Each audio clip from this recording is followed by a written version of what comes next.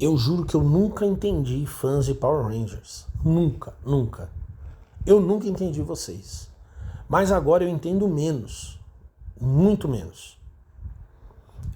A Hasbro anunciou um reboot de Power Rangers. E eu tô vendo aí a galera fã de Power Rangers feliz da vida.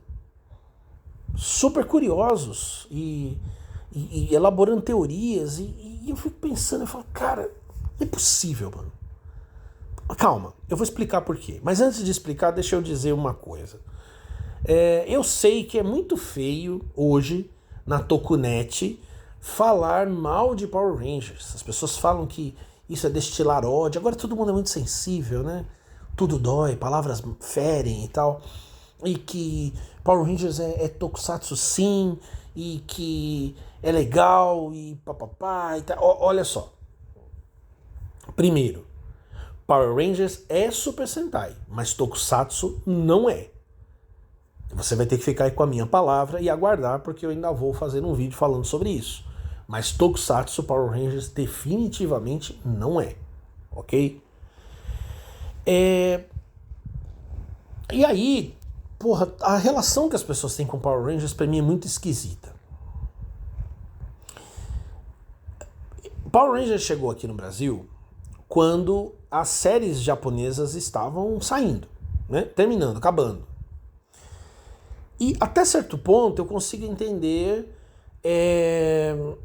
a coisa era só o que a gente tinha pra ver, né?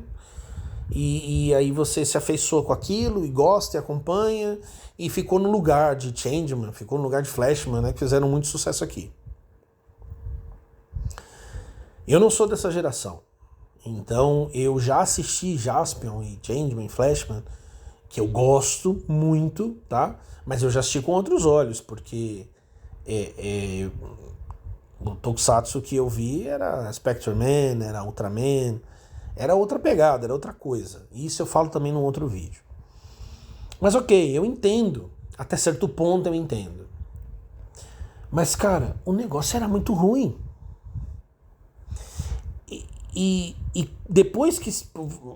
eu imagino que quase todo mundo que goste de Power Rangers nesta época, 93, já viu Zeo Ranger. O Sentai do qual foi inspirado o Mighty Morphin, né? Que é a primeira temporada. A primeira temporada do Mighty Morphin. Não é possível, cara, que você não viu como a Saban, né? E o Heinz Saban, né? O produtor de Power Rangers, mastigou, triturou o Super Sentai e regurgitou aquele negócio com forma de seriado americano. Não é possível. Então, assim, eu já via que era ruim. Mas eu entendo quem não via. Principalmente quem era daquela geração. Eu entendo quem não viu. Quem achou legal. Mas não é possível, ainda acha. Não dá, não dá. E para não ficar só nas afirmações aqui sem base, cara, um exemplo. As armas de poder. Você é fã e você sabe do que eu estou falando. As armas de poder. Que são as armas legendárias de Zeo Ranger. Como é que elas aparecem em Zeo Ranger? Elas aparecem num episódio duplo, em que os Zeo Ranger precisam entrar numa terra que é chamada de a Terra do Desespero. E lá, eles têm que tomar... Eles não podem passar mais de 24 horas lá, senão eles vão ficar presos lá.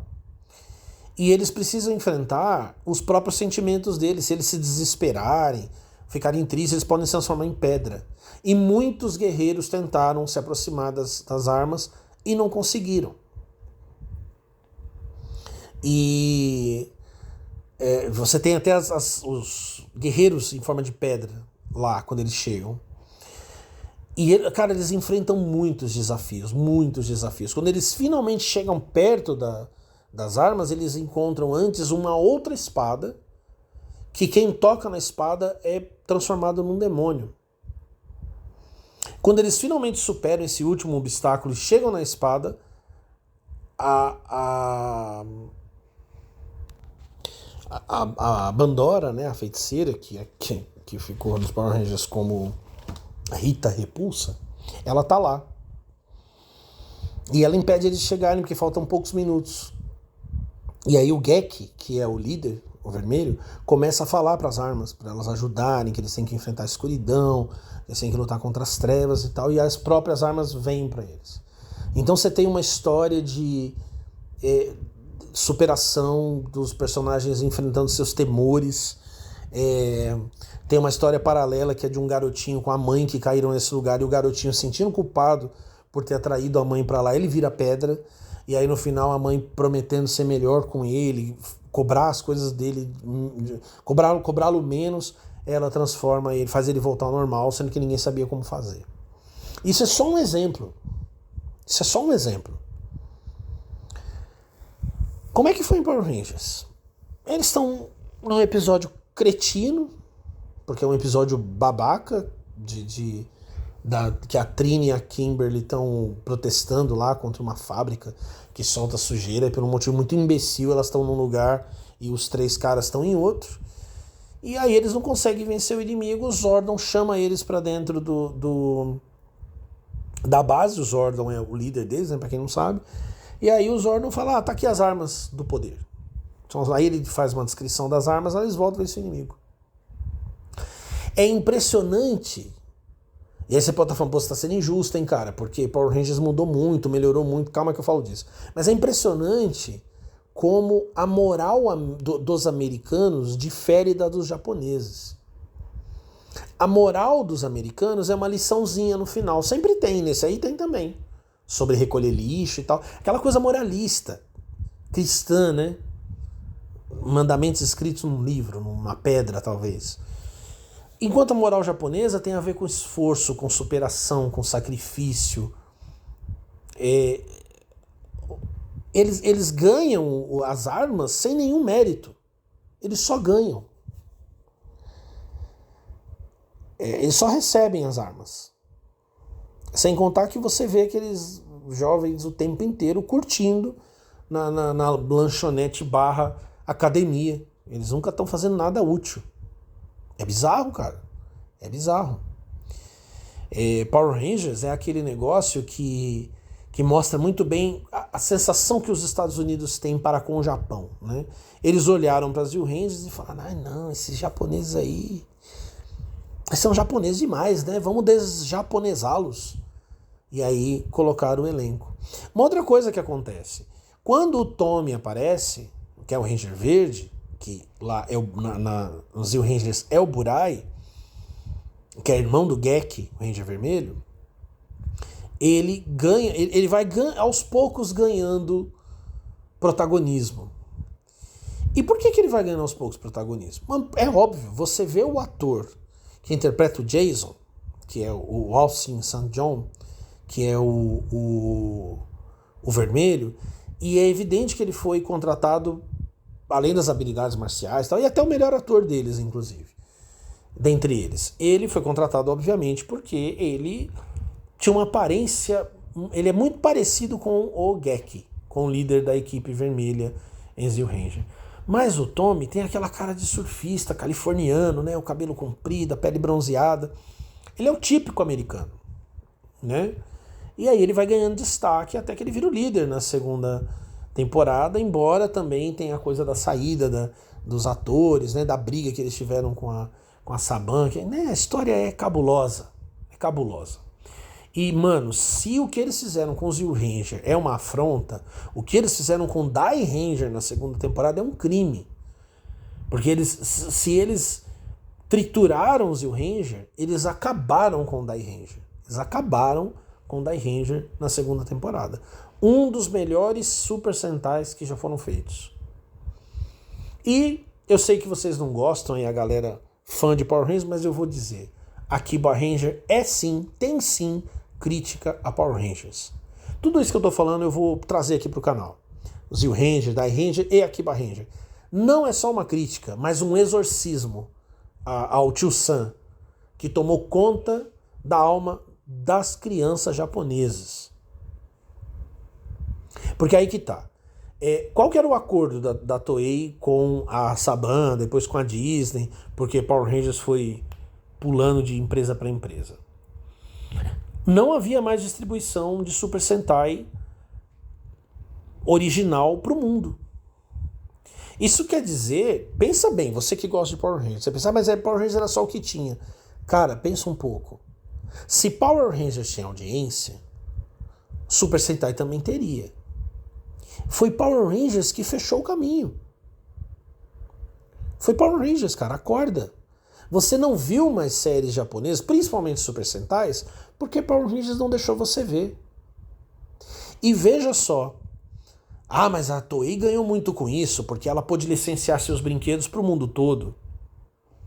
Daqui a pouco eu vou falar sobre isso. Esse foi o argumento, é o argumento até hoje. Mas na verdade foi tão ruim para a Toei, para vocês terem uma ideia, que a Toei teve distribuição da exibição de Power Rangers no Japão. Então o Super Sentai não passava no mundo, mas Power Rangers passava no Japão. E eu aposto com você que a rejeição, agora que a Hasbro encerrou essa parceria, eu aposto com você que a grande treta de audiência que Super Sentai está tendo não é por qualidade. Eu discordo de quem diz que os atuais Sentais são ruins. Eles só são japoneses, bastante, né? É porque a galera, 30 anos, né? Eles acostumaram a assistir Power Rangers, certo? Quanto a ganhar dinheiro, todo mundo sabe, todo mundo fala hoje, e eu acho curioso. A grande rival, entre aspas, da Toei é a Tsuburaya, a dona, a casa de Ultraman. E eu lembro que há um tempo atrás todo mundo virava o nariz para Ultraman, tortava o nariz, é chato, não é bom, legal é Kamen Rider e tal. E hoje em dia todo mundo reconhece como a Tsuburaya está muito à frente da Toei, liberando episódios das suas séries direto no YouTube para o mundo todo, com legenda, até mesmo em português. Enfim, ela tá muito à frente da Toei e todo mundo fala, até os caras que só produzem conteúdo de Toei.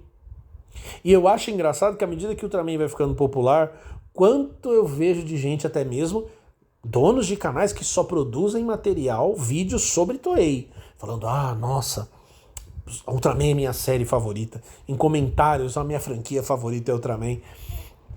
Sabe de uma coisa? Qual foi a postura da Tsuburaya? Foi fazer a mesma coisa que a Toei fez? Embora em algumas vezes a Tsuburaya esteve perto ou até fez esse tipo de acordo. Mas esse acordo com o diabo aí que a Toei fez e que a longo prazo deu muito resultado e agora tá dando problema, porque o Super Sentai corre risco de cancelamento. A Tsuburaya fez como para se tornar poderosa, influente e começar a ganhar público e tudo mais? Olha só, o CEO da Tsuburaya, o Takayuki Tsukagoshi, ele falou sobre como ele haveria de distribuir o Ultraman para o mundo. Eu vou ler aqui um trecho para vocês. Estamos desenvolvendo um tipo diferente de Ultraman. O que vai mudar não é o formato ou a forma de Ultraman, mas o conteúdo e natureza do trabalho. É possível criar uma obra que tenha uma mensagem de fácil compreensão para as crianças e uma obra universal, que comova e satisfaça também os adultos. Então já está pensando em Ultraman para todo mundo, que é o que ele já tem começado a aplicar nas séries novas. Isso é o que eu gostaria de criar com Ultraman, porém os detalhes serão anunciados um pouco mais tarde. Enquanto isso, continuaremos produzindo outros trabalhos além de Ultraman. O futuro da Tsuburaya Productions é usar novas tecnologias para criar obras novas e originais. Agora veja bem, tenho pensado sobre o conteúdo dos filmes. Quer seja um blockbuster de ação sobre heróis ou um drama em geral, é baseado em conflito e crescimento pessoal, algo que não existe mais, né, nas séries e filmes. Por outro lado, os filmes japoneses e asiáticos têm ideias e conceitos diferentes. Uma delas é a forma como nos relacionamos com a natureza, a comunidade, a sociedade, ou seja, a ideia de coexistência. Nós, japoneses, somos um país abençoado pela natureza, rodeado pelo mar e pelas montanhas, e crescemos trabalhando juntos nesse ambiente. Esta é a mensagem que caracteriza o nosso trabalho. E aí ele diz: recebemos muitas ofertas de empresas estrangeiras, mas se fizermos a mesma coisa em Hollywood quando saímos para o mundo, Ultraman será enterrado junto com muitos personagens heróis. Para competir no cenário mundial, precisamos fazer uso da identidade e do caráter japonês como um ponto forte em nossas histórias.